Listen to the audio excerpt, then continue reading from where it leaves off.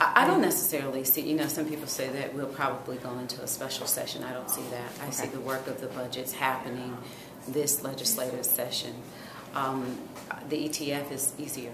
It really is. Right. It's easier when you have more money.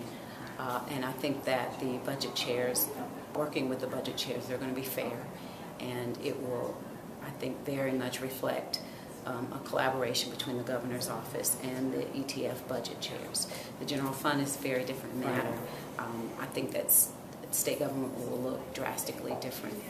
And that difference is going to have a profound effect on a lot of folks. And so, you know, how we manage these new looking agencies it's going to really set the tone for the years to come, because we will be different in state government.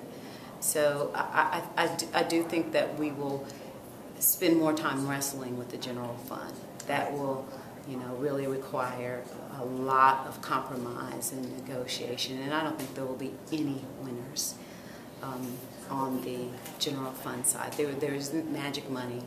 You know, BP money isn't going to just arrive and shore us up. That's what we've been doing for years and years and years. And now we're here and we have to reconcile with what we have. And that's painful, very painful. And so this really is a time where we really should be functioning collaboratively. And collaboration doesn't mean agreement on everything. It means really looking at the whole instead of the parts. And so that's what I see moving forward. We have so many other issues as well to deal with in this legislative session.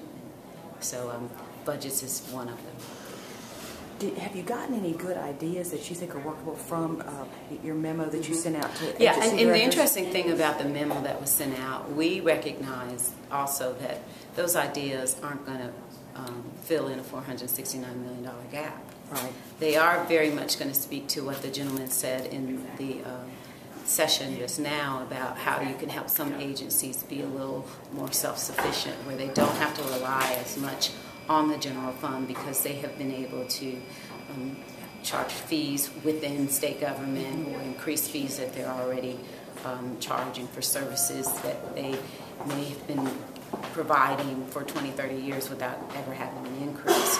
So even with some of those creative ideas, it still doesn't address the main problem.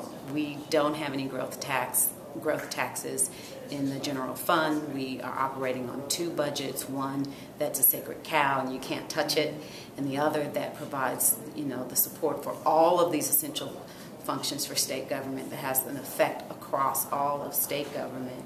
We're still trying to reconcile with essential functions of state government and what that really means.